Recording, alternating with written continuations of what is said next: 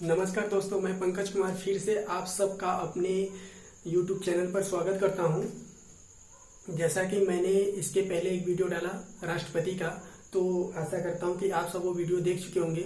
और मैंने उसमें एक आर्टिकल छोड़ा था, आर्टिकल 53, और बोला था कि मैं इसके बारे में विस्तृत रूप से चर्चा करूंगा आप सबके सामने। तो वीडियो में लेकर आया हूं आर्टिकल 53, स्वयं या अधीनस्थों और राष्ट्रपति के कार्य एवं शक्ति। दोस्तों, यहाँ पे हमने ये स्वयं या अधीनस्थों इसलिए लिखा है कि हम जानते हैं जो कार्यपालिका के हेड होते हैं, प्रमुख हेड होते हैं, वो कौन होते हैं? राष्ट्रपति होते हैं। तो इसमें जो उनकी खुद की कार्य एवं शक्ति करने की जो शैली होती है, जो उन्हें भूमिका निभानी पड़ती है, जो उन्हें अधिकार प्राप्त है, तो इसलिए आर्टिकल 53 में ये जोड़ा गया है स्वयं एवं अधीनस्थ। इससे हम बेसिक रूप से जान लिए स्वयं एवं अधीनस्थ का मतलब क्या होता है, उनकी स्वयं की शक्ति और कार्य जो वे करते हैं। अब हम देखेंगे राष्ट्रपति के कार्य एवं शक्ति। आर्टिकल 53 में वर्णित था कार्य एवं शक्ति। इसको हम विस्तृत रूप से देखना स्टार्ट करेंगे। तो शुरू करते हैं दोस्तों। पहला, चूंकि ये कार्यपालिका के प्रमुख हेड हैं, तो कार्यपालिका से ही हम शुरू करेंगे। कार्यपालिका शक्ति। क्या? कार्यपालिका शक्ति। कार्यपालिका शक्ति में हम देखेंगे नियुक्ति शक्ति। क्या देखेंगे? नियुक्ति शक्ति। दोस्तों, कार्यपालिका के प्रमुख हेड हैं, तो उसमें हम देखेंगे इनके द्वारा कितने लोगों की नियुक्ति होती है। तो नियुक्ति शक्ति के बारे में देखेंगे। तो पहला तो इन्हें ये जो करते हैं, प्रधानमंत्री की नियुक्ति इन्हीं के द्वारा होती है। प्रमुख जो वास्तविक हेड है, प्रधानमंत्री जी की नेतृत्व, और प्रधानमंत्री जी करते हैं मंत्रिपरिषद। जो मंत्रिपरिषद का गठन होता है, मंत्रिपरिषदों की जो मंत्रियों की नियुक्ति करते हैं, वे प्रधानमंत्री जी करते हैं राष्ट्रपति जी के सलाह पर। उसके बाद CAG कैग की नियुक्ति, चुनाव आयुक्तों की नियुक्ति, वित्त आयुक्तों की नियुक्ति, फिर सुप्रीम कोर्ट, हाई कोर्ट, जजों की नियुक्ति।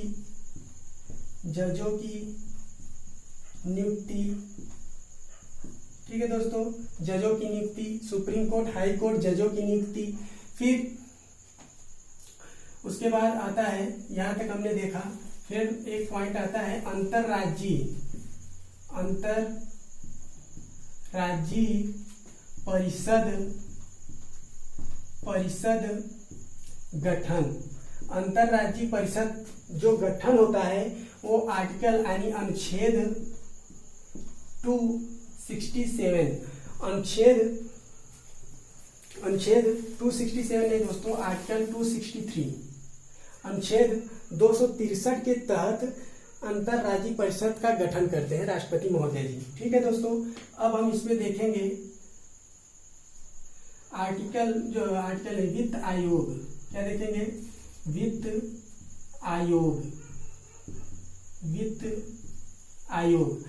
आयोग का मतलब, वित्त आयोग ये अनुच्छेद 280, क्या दोस्तों? अनुच्छेद 280 के तहत वित्त आयोग, मतलब कि दोस्तों जो धन का बंटवारा होता है केंद्र और राज्यों में, यहाँ हम लिख देते हैं केंद्र व राज्यों में जो धन का बंटवारा होता है आर्टिकल 80 के तहत राष्ट्रपति जी महोदय ये तय करते हैं कि किनके बीच में कितना धन बांटा जाए। कौन सा धन? टैक्स धन, जैसे कि टोल टैक्स, GST, इनसे जो धन प्राप्त होता है, तो ये जो है क्या कहते हैं, इन्हीं के नेतृत्व में मतलब ये कार्य होता है कि कितना धन किसको दिया जाए। ठीक है दोस्तों, अब हम देखेंगे वित्त आयोग 280 केंद्र और राज्यों के बीच बंटवारा धनों का।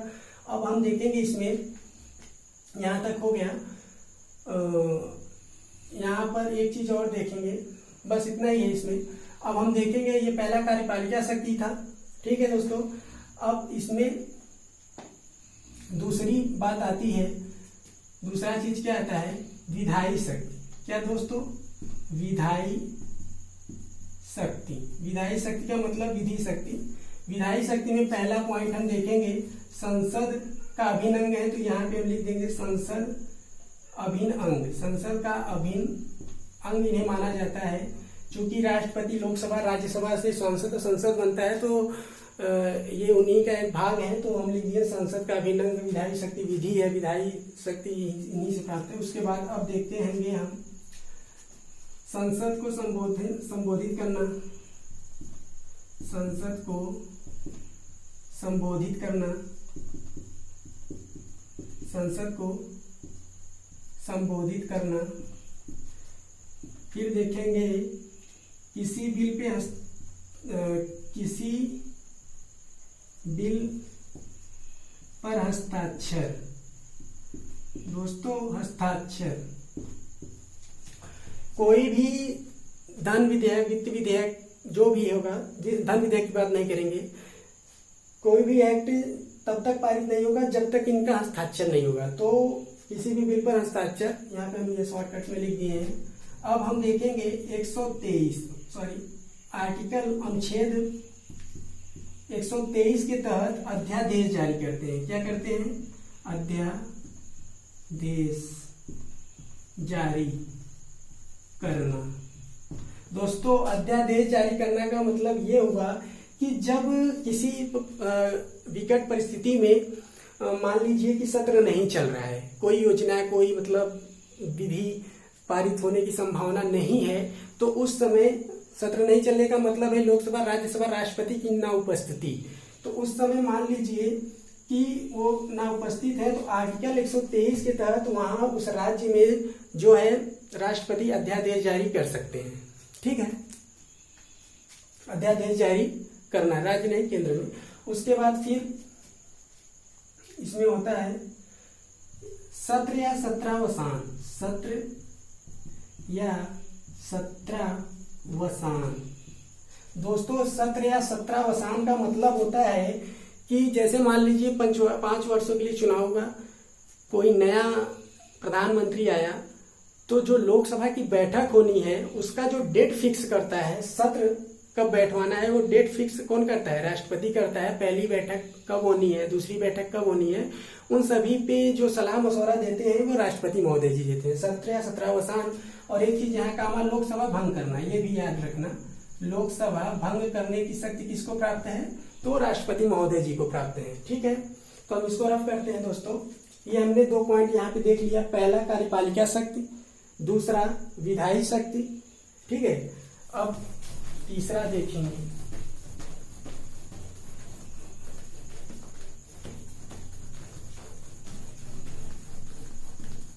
दोस्तों तीसरा है वित्तीय शक्ति।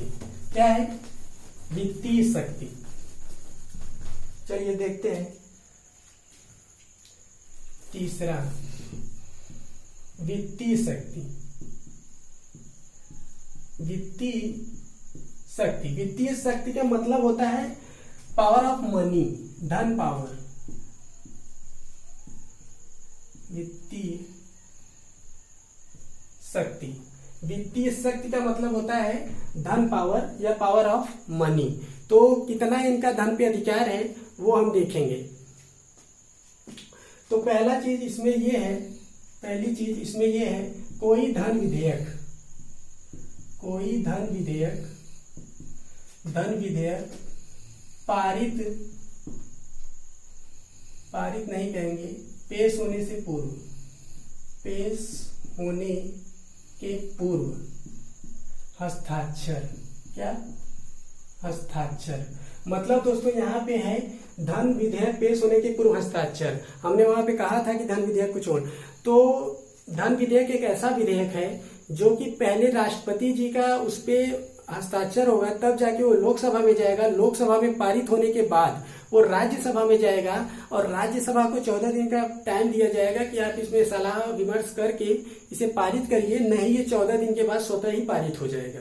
ठीक है दोस्तों, अब हम देखेंगे अनुच्छेद 267 के तहत इन्हें आकस्मिक निधि पे अधिकार है। कितना? आकस्मिक निधि पे अधिकार, आकस्मिक निधि पे, और अनुच्छेद 206 के तहत इन्हें संचित निधि पे अधिकार है, संचित निधि पे अधिकार है। ठीक है दोस्तों, अनुच्छेद 267 आकस्मिक निधि पे अधिकार, अनुच्छेद 206 संचित निधि पे अधिकार। ठीक है, यहां तक हमने देखा।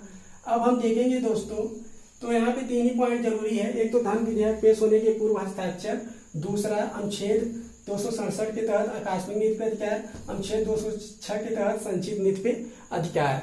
और एक इसमें एक चीज और हम देख लेते हैं, आर्टिकल अनुच्छेद 112 स्ववार्षिक, यहाँ पे देखते हैं स्ववार्षिक धन, मतलब जो आर्टिकल 112 के तहत जो स्ववार्षिक धन होगा उसको पेश करना और उस पे अधिकार राष्ट्रपति जी का होता है। ठीक है, स्ववार्षिक धन को पेश करवाना राष्ट्रपति जी का ही कार्य होता है। तो हमने वित्तीय शक्ति देख लिया। अब हम देखेंगे चौथे में सैन्य शक्ति। क्या देखेंगे दोस्तों? सैन्य शक्ति। सैन्य शक्ति में ज्यादा कुछ नहीं है, जल सेना, थल सेना, वायु सेना, जल सेना, थल सेना, वायु सेना। दोस्तों अक्सर ये क्वेश्चन आ जाता है, इंपॉर्टेंट भी है, कि तीनों सेनाओं के प्रमुख कौन माने जाते हैं? तो राष्ट्रपति जी माने जाते हैं। तीनों सेनाओं के प्रमुख कौन माने जाते हैं? जल सेना, थल सेना, वायु सेना के प्रमुख कौन माने जाते हैं? तो राष्ट्रपति महोदय जी माने जाते हैं। अब एक चीज और, यहाँ युद्ध शक्ति प्राप्त है इन्हें, युद्ध शक्ति। युद्ध शक्ति का तात्पर्य है कि कभी मतलब ऐसी हालात ना पैदा हो, मतलब कि जैसे कि युद्ध की स्थिति बनती है किसी देश के साथ, तो उस पर जो पूरी राय मशवरा होगा, राष्ट्रपति जी क्या कहते हैं उसमें इनकी पूरा अधिकार होता है कि युद्ध की स्थिति को रोकना या जैसा भी हो उनके ऊपर ही अधिकार है, क्या करेंगे क्या नहीं। तो यहाँ तक हमने देखा वित्तीय शक्ति, सैन्य शक्ति। अब हम पांचवा भी देख लेते हैं। यही पांचवा है वित्तीय शक्ति, सैन्य शक्ति। अब हम देखेंगे आपात शक्ति। क्या देखेंगे? आपात शक्ति। आपात शक्ति का मतलब दोस्तों, पहला पॉइंट इसमें हम देखेंगे राष्ट्रीय आपात। 3 तरीके के आपात होते हैं, राष्ट्रीय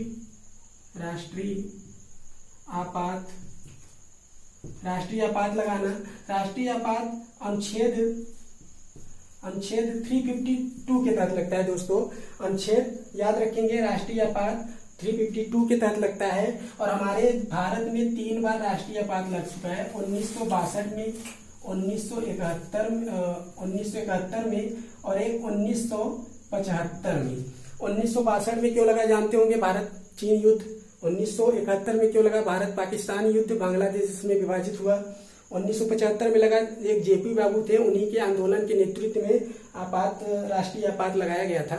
अब उसके बाद एक आपात और देखते हैं, 3 आपातें होती है राष्ट्रीय आपात। अब ये आपात नहीं, राष्ट्रपति शासन।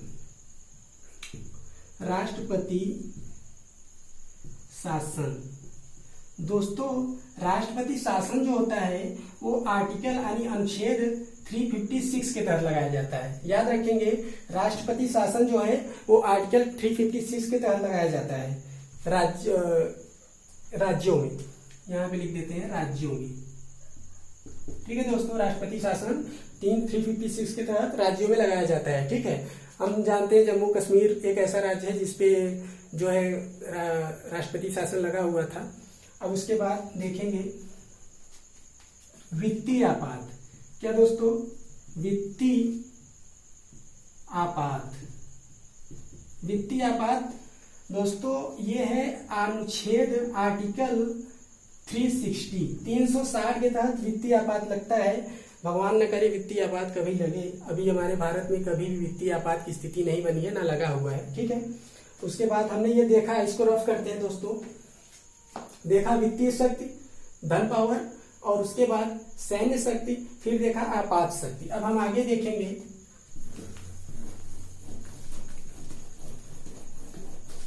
अब 2-3 और बचा है, उसको देख लेते हैं दोस्तों। अब हमारा अगला है हमने सैन्य शक्ति देखा।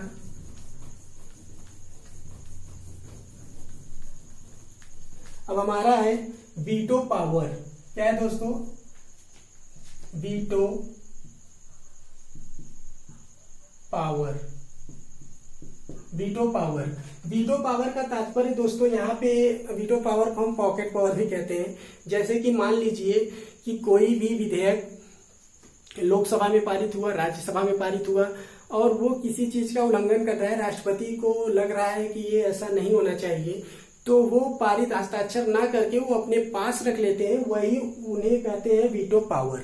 और ये अनुच्छेद याद रखेंगे दोस्तों, आर्टिकल 111 के तहत ये इन्हें शक्ति प्राप्त है। अनुच्छेद 111 अनुच्छेद 111 के तहत ये इन्हें शक्ति प्राप्त है। किसी भी बिल को, किसी भी विधेयक को अपने पास रख सकते हैं, किसी भी बिल को। अब उसके बाद इसमें है एक और देख लेते हैं, 8वां, स्वविवेक की शक्ति। क्या? स्वविवेक की शक्ति। स्वविवेक की शक्ति दोस्तों, स्वविवेक की शक्ति में कुछ नहीं पढ़ना है, बस इतना जान लेना है कि कभी भी किसी भी बहुमत दल का नेता, मतलब कोई भी नेता जो बहुमत हासिल नहीं कर पाता है और यहाँ पर संभावना बनी रहती है कि क्या किया जाए, और किसे प्रधानमंत्री नियुक्त किया जाए, तो दोस्तों यहाँ पर राष्ट्रपति का मतलब अधिकार है कि वो अपनी स्वविवेक की शक्ति को लेते हुए अपने बुद्धि से किसको प्रधानमंत्री नियुक्त कर सकते हैं। तो यहाँ पर हम देखेंगे प्रधानमंत्री स्वविवेक शक्ति पर नियुक्त करना। प्रधानमंत्री नियुक्ति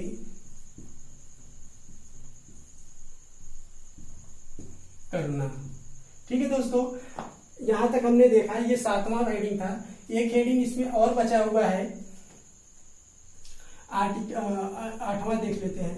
ये 7वां था, 8वां है क्षमा, क्या कहते हैं, न्यायिक शक्ति। क्या है? न्यायिक शक्ति। दोस्तों न्यायिक शक्ति में हमें 2 पॉइंट याद रखना है। न्यायिक शक्ति में हमें 2 पॉइंट याद रखना है। पहला पॉइंट है अनुच्छेद 72 के तहत क्षमादान की शक्ति इन्हें प्राप्त है। क्षमादान की शक्ति, क्षमादान की शक्ति। और अनुच्छेद आर्टिकल 143 के तहत ये सुप्रीम कोर्ट से सलाह ले सकते हैं, तो यहाँ पे 2 पॉइंट हमने देखा, आर्टिकल 72 क्षमादान की शक्ति, आर्टिकल 143 सुप्रीम कोर्ट से सलाह लेने की शक्ति। तो दोस्तों ये हमने पूरा इनके कार्य और शक्ति को पढ़ा। तो हम उम्मीद करते हैं कि आपको ये वीडियो अच्छा लगा होगा, और अगर अच्छा लगा हो तो प्लीज़ दोस्तों लाइक और शेयर करना ना भूलें, ताकि मेरा हौसला बुलंद हो और मैं अगला वीडियो आप सबके लिए ले आ सकूं। तो जय हिंद दोस्तों, फिर अगले वीडियो